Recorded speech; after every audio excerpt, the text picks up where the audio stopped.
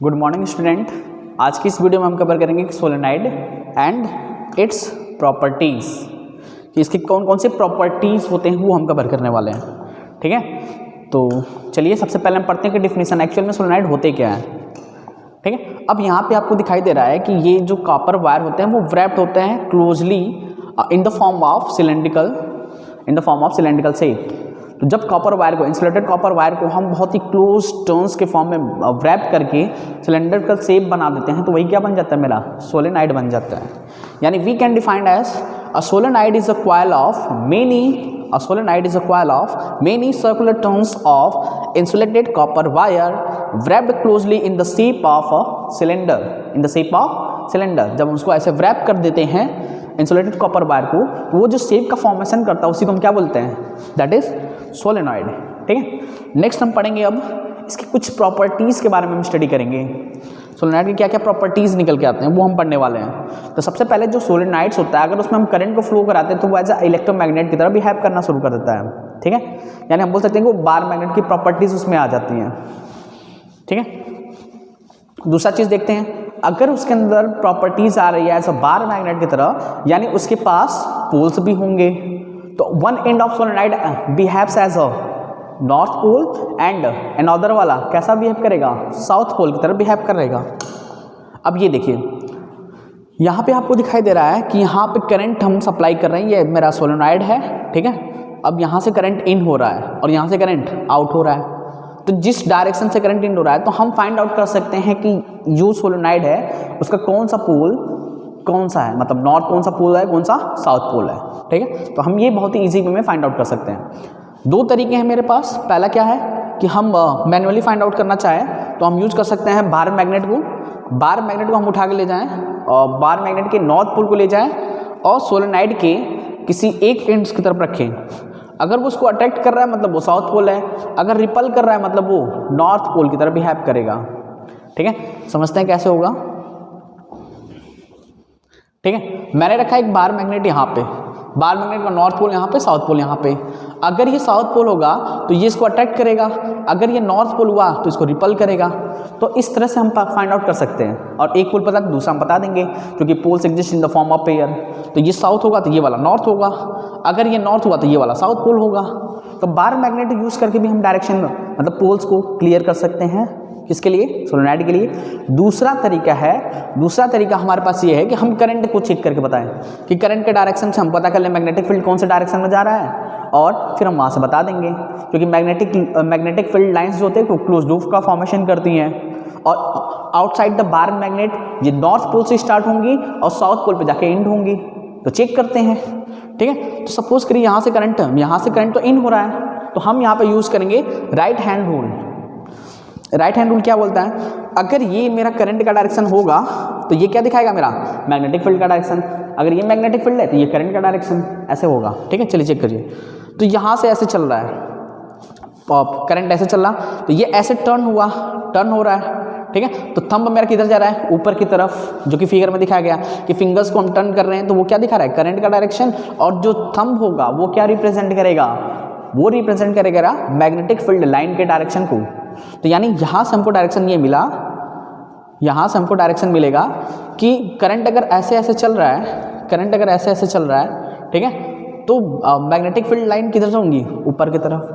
ठीक है, अब मैग्नेटिक फील्ड लाइंस का डायरेक्शन ये होगा, तो मैग्नेटिक फील्ड लाइंस क्या करती हैं, क्लोज लूप का फॉर्मेशन करती हैं। तो यहाँ से निकलेंगी तो वापस इस एंड पे आएंगी, यानी मैग्नेटिक फील्ड लाइन कुछ ऐसे इस डायरेक्शन को फॉलो करेंगी, और इस डायरेक्शन को फॉलो करने का मतलब हो गया कि ये यहाँ से स्टार्ट हो रही हैं और यहाँ पे जाके एंड हो रही हैं, जो कि नॉर्थ पोल हो जाएगा और ये वाला साउथ पोल हो जाएगा। क्यों, क्योंकि आउटसाइड द बार मैग्नेट जो होता है वो मैग्नेटिक फील्ड लाइन्स जो होती है वो नॉर्थ पोल से स्टार्ट होती है और कहाँ जाके एंड होगी, साउथ पोल पे। तो सिमिलर दिख रहा है हमको सब कुछ। तो यहाँ से हम डायरेक्शन बता सकते हैं इसका, और पोल्स भी बता दिए। ठीक है, चलिए यहाँ पे पूरा फिगर में एक्सप्लेन किया हुआ है, आप देख के इसको समझ सकते हैं कि फिंगर्स जो है मेरा करंट के डायरेक्शन को दिखा रहा है, तो थंब जो है मेरा मैग्नेटिक फील्ड लाइन के डायरेक्शन को दिखा रहा है। ठीक है, अब इससे रिलेटेड कुछ इंपॉर्टेंट नोट्स पढ़ लेते हैं। पहला पॉइंट क्या है कि अगर हमको मैग्नेटिक फील्ड लाइन पता करना हो इनसाइड द बार मैग्नेट, तो कैसे मिलेगा, as a uniform magnetic field मिलेगा। कैसा मिलेगा, यूनिफॉर्म मैग्नेटिक फील्ड। क्यों, क्योंकि ये मेरा सोलेनोइड हो गया, ठीक है। अब यहाँ से अगर करंट इस डायरेक्शन में ही हो रहा है, इन हो रहा है, और ये हो रहा है मेरा आउट, तो उस केस में क्या होगा, मैग्नेटिक फील्ड लाइन ये होगा, तो ये कुछ ऐसे क्लोज लूप का फॉर्मेशन करेंगी, तो यहाँ से तो ऐसे ही जाएगा ना। तो इनसाइड द सोलेनोइड की अगर हम बात करते हैं तो मैग्नेटिक फील्ड कैसा होता है, यूनिफॉर्म, ठीक है। कैसा होगा, यूनिफॉर्म मैग्नेटिक फील्ड होगा। और ये पता होना चाहिए कि magnetic field line do not cross to each other, एक दूसरे को कट नहीं करते हैं। अच्छा, यहाँ से एक चीज़ और हमारा कॉन्सेप्ट निकलेगा।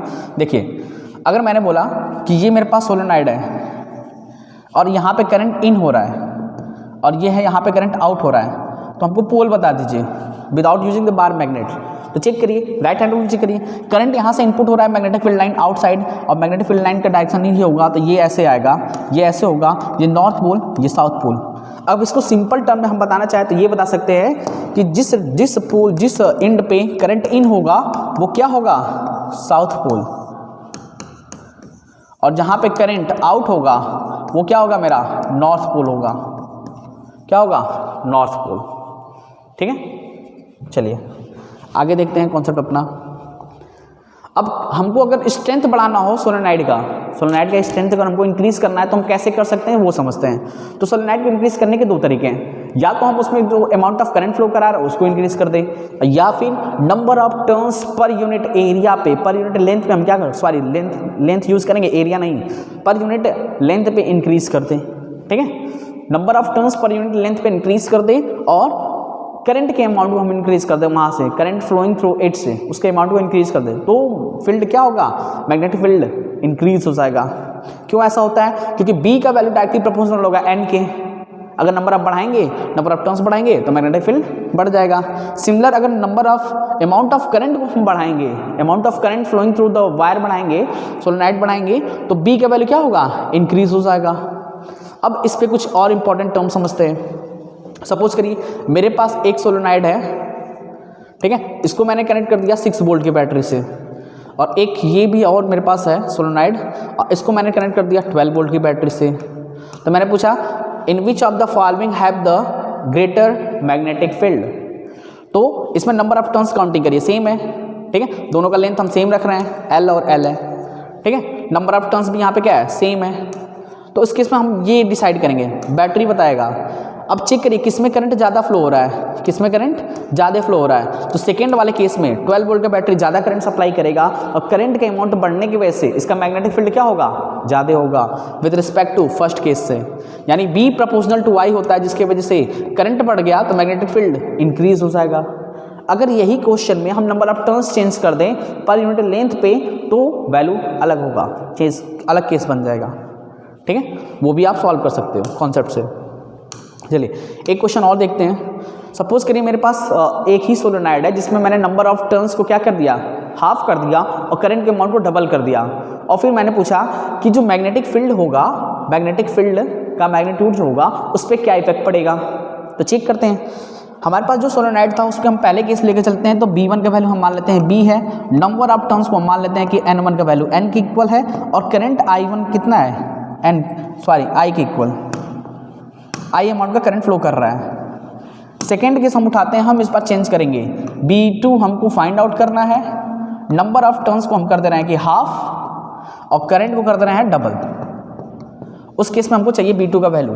तो वी नो डैट कि B1 का वैल्यू क्या होगा, N1 I1, ठीक है, क्योंकि B प्रोपोर्शनल टू क्या होगा, Ni। उसी तरह B2 अगर हम निकालें तो वो क्या आएगा, N2 I2। मतलब हम ये ऐसे ना लिख के डायरेक्ट हम इसके हिसाब से लिखना चाहे तो क्या लिख देते हैं, क्योंकि कांस्टेंट टर्म हटेगा तो यहाँ भी कांस्टेंट आएगा, तो कांस्टेंट डिवाइड हो जाएगा, ठीक है। अब इससे समझते हैं, B प्रोपोर्शनल टू Ni होगा तो B1 अपान B2 हम डायरेक्ट लिख सकते हैं, वो क्या होगा, N1 I1 अपान N2 I2 की। सारे वैल्यू रख के एक बार चेक कर लीजिए क्या मिलता है। B1 के जहाँ पे B रखिए, B2 के जहाँ पे B2 ही निकलना है हमको, N1 के जहाँ पे हम रख दे N, I1 के जहाँ पे रखे हम I, और N2 जहाँ पे रखे हम N/2, और इसके जहाँ पे 2I, 2 से 2 कैंसिल, N से N, I से I, सब कैंसिल होकर 1/1 आ गया। यानी B2 का वैल्यू भी किसके इक्वल आएगा, B के इक्वल ही होगा।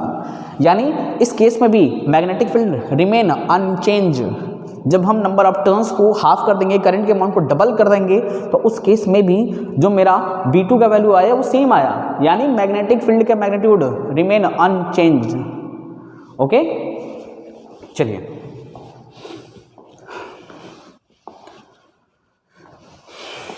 तो यहीं तक था अपना सफ़र। Thank you so much for watching this video, I hope you like it. तो bye bye, take care, love you all, ठीक है, एंड जय हिंद।